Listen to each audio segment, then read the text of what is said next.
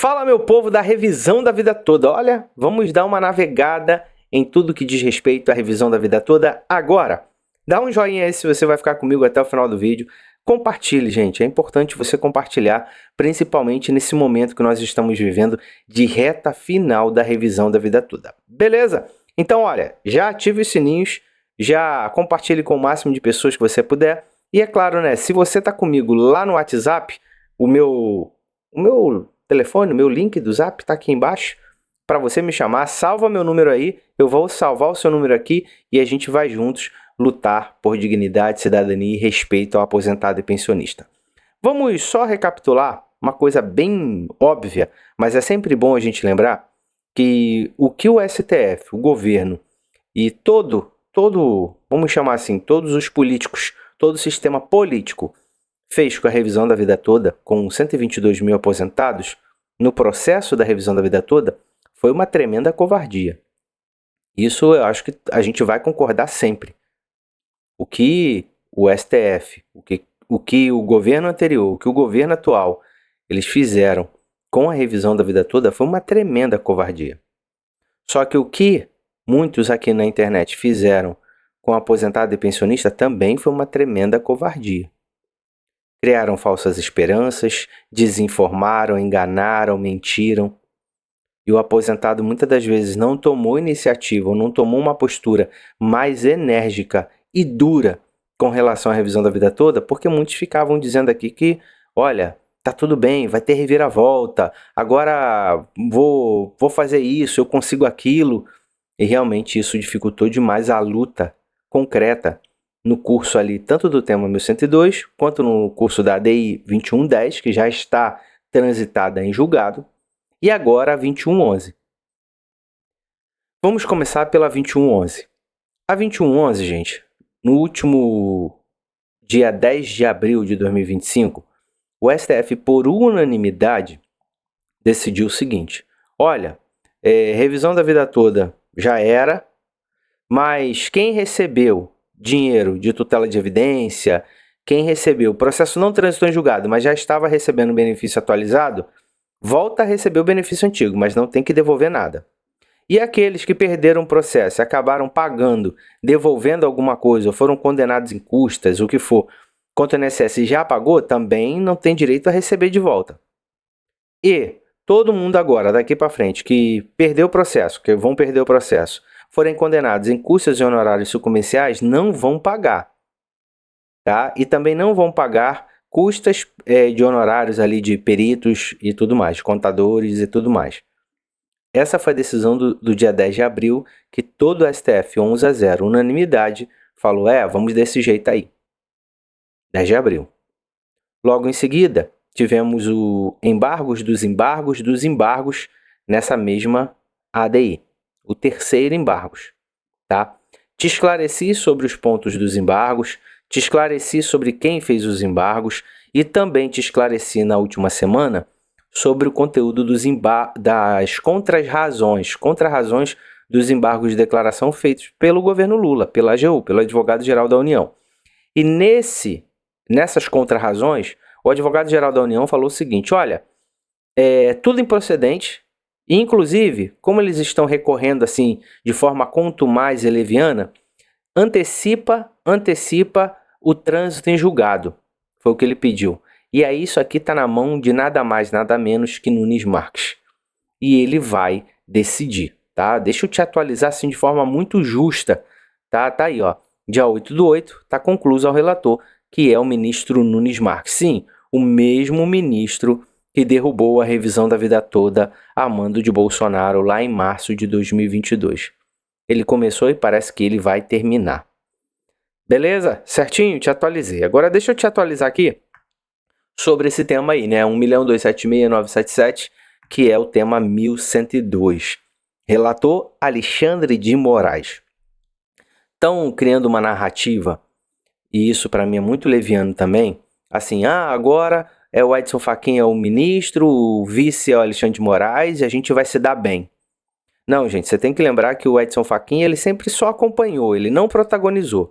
Tanto o Edson Fachin quanto a Carmen Lúcia nunca protagonizaram nenhum embate aqui técnico, jurídico, processual, o que for, na revisão da vida toda. Eles sempre acompanharam algum voto favorável ao aposentado, certo?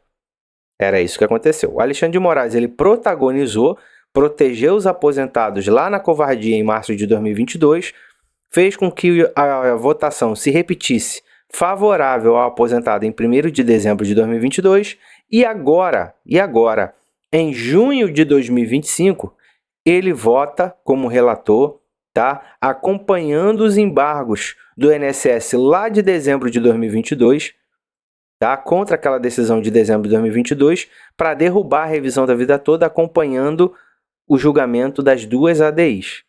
Inclusive, tanto aqui quanto lá nas contrarrazões, eles lembram que o tema já foi derrubado e já está transitando e julgado na ADI 2110.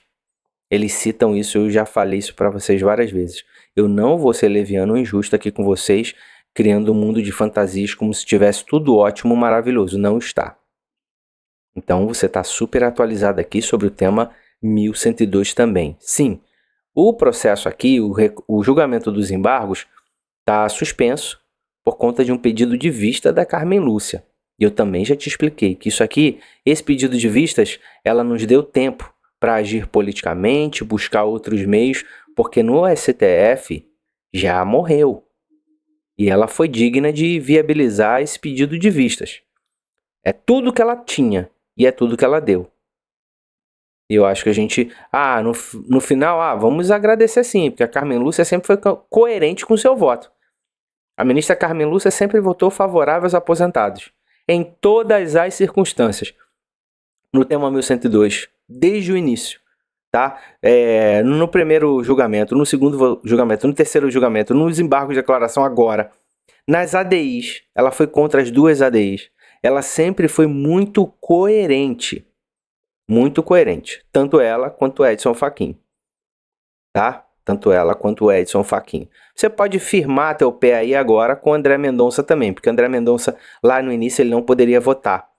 Tá? Mas aí depois ele pôde votar em outros julgamentos. Inclusive agora, nesses embargos, ele votou e aí confrontou Alexandre de Moraes.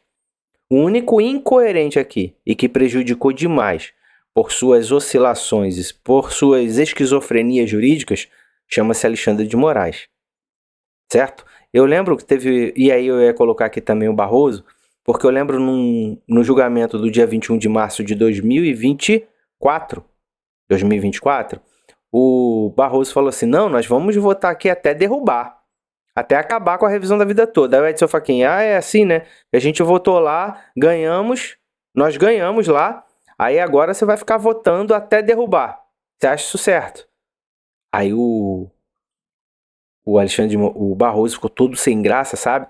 Tá aí, a gente chegou a falar sobre isso, maratona no canal, que você vai ver essa cena entre Barroso e Fachin. Mas agora, vamos lá, eu vou chegar no Barroso, no Moraes e no Fachin de novo. Vocês entenderam aqui, te atualizei tudo. É isso que você tem que entender aqui. E eu não tô te passando orelhada, tô te passando 20 anos de vida jurídica. E com muita responsabilidade. Essa é a realidade aqui. A Carmen Lúcia segurou, temos aí mais um mês e pouquinho, para 45 dias, para viabilizar alguma coisa aqui, e foi isso que aconteceu, tá? E por falar em viabilizar algumas coisas, a gente teve aí o apoio de todos na questão da assessoria de imprensa. Não precisamos que ninguém faça doação agora, ajude, porque a gente já tem um recurso para assessoria de imprensa, mas aí temos uma questão que eu tenho que atualizar vocês. O assessor de imprensa que nós estávamos antes, ele saiu por uma questão pessoal dele. Assim, gente, tem que entender o seguinte, as pessoas, elas têm propostas e têm prioridade nas vidas delas, tá? E, infelizmente, a revisão da vida toda não é prioridade na vida de um jornalista. Se você olhar para o que está acontecendo no Brasil hoje, não é. Mas eu agradeço demais a tudo que o Jerônimo fez aqui por nós. A gente realmente fez um trabalho lindo e maravilhoso. Eu agradeço e desejo todo o sucesso do mundo para ele. E a gente vai continuar numa pegada aí. Já estamos fazendo esse caminho aí por meio de outra assessoria de imprensa. Vamos continuar trabalhando. Nada vai nos parar. Beleza? Vamos seguindo aqui. Ideia legislativa, né, gente? Essa é a cereja do bolo, essa é a grande vitória que nós queremos buscar. Precisamos demais do apoio de todos. E se a gente não tiver o apoio dos aposentados, eu não vou conseguir. A gente já conversou com alguns políticos, com alguns assessores de senadores e deputados também. E a resposta, a pergunta sempre é: a ideia legislativa está com quantos votos? Aí fala, a gente já chegou ali a 2.500. Pô, meu amigo, faça o seguinte, chega a 20 mil, porque aí você vai ter representatividade popular e eu assino isso daí. Mas assim fica difícil, né? Nem os aposentados querem apoiar a ideia legislativa. Como é que você quer que eu te apoie? É isso que eu tenho ouvido. Outros falam, me manda o link da ideia legislativa. Ele fala, né, precisa de 20 mil. Quando chegar a 20 mil aí, você pode me procurar. É isso que eu tenho recebido. É essa questão que eu tenho trabalhado na assessoria e é isso que eu tenho recebido de resposta junto à assessoria dos deputados e dos senadores. Então a gente vai ter que trabalhar, gente. Vamos ter que trabalhar isso daí. Tá? O político também não tá ali de graça. E ele só vai no que interessa a ele. Você tá vendo muito bem aí. Por que tem tanta gente lutando aí com Bolsonaro, anistia de Bolsonaro? Não é porque acredita no Bolsonaro, no bolsonarismo não, gente. Mas foi o Bolsonaro e o bolsonarismo que elegeu eles. Porque eles antes não tinham pauta nenhuma. Não tinham pauta nenhuma. Você tá me entendendo? Então, assim, defender anistia, defender... Muitos não entendem nem o que o Bolsonaro, ou o bolsonarismo, ou a direita, ou a extrema-direita, como você queira chamar, defendem. E é a mesma coisa do outro lado. Só que o Bolsonaro, ele puxa muito mais votos. Você colocar Bolsonaro, ou bolsonarismo, ou se chamar de bolsonarista, isso puxa muito voto. E o voto simplesmente por você estar com esse carimbo na testa. Então, por que as pessoas defendem aquilo? Não é porque acreditam, não. Tá? Muitos nem sabem do que se trata. Como teve um senador que pediu desculpa porque não sabia o que estava fazendo ali e era autista. Eu trouxe aqui para vocês. Mas porque aquilo ali dá voto. E sem esse carimbo na testa, ele não é eleito. Então é a mesma coisa aqui. Estou te trazendo isso só para você entender. A ideia legislativa, a revisão da vida toda, vai me dar voto? Ter um carimbo na testa de defensor de aposentado e pensionista vai me dar voto? É essa a questão, sim ou não? Não, pô, o idoso nem tá votando mais, tô nem aí. Verdade é essa, hoje o que dá voto é escândalo, é treta, é esse negócio todo aí. É isso que você tem que entender, e a gente tem que trazer relevância política para a revisão da vida toda. Infelizmente a gente não está conseguindo nem 20 mil votos, tá? Temos um outro projeto de lei, que é o 1460 de 2023, que até hoje nada, o negócio está lá aguardando despacho, é um engodo do Paulo Fachin, já estou cansado de falar nisso daqui, da ânsia de vômito, não quero mais falar disso aqui não, tá? Vambora, tá aqui, mas eu vou te informar e vou te esclarecer, tá?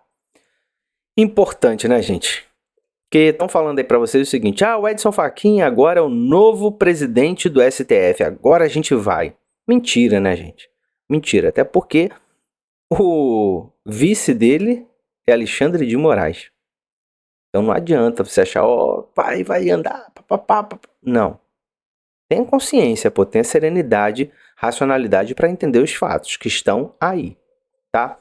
E aí, gente, o Luiz me encaminhou isso daqui, eu gostaria de compartilhar esse pensamento com vocês. Os omissos participativos do INSS são vigilantes com olhos cegos, ouvidos tampados e pseudos analfabetos digitais. Não veem, não escutam e nem votam na ideia legislativa. Porém, têm o saber monetário de quanto querem ganhar e o saber jurídico peculiar de seus direitos. Vambora, gente. Vamos para frente, porque para trás não dá mais.